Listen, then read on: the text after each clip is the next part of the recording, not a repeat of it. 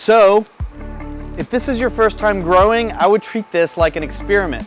These mushrooms are very sensitive. And what we've done here is recreated an environment that as closely mimics nature as possible. So we've got it nice and cool. It mists every so often. We've kind of dialed that in. Now when you're at home, your conditions are going to be totally different than what we have here, and they might be widely variable.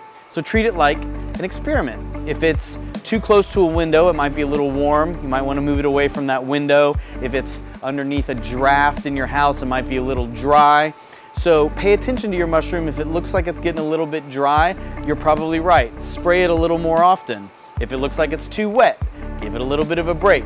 If it's growing super fast, then maybe it's a little bit too warm, and try and find a slightly cooler part of your kitchen or your home. Have fun with it, treat it like an adventure and see where it goes, because you're gonna get good results regardless, and you can only get better the more you do it.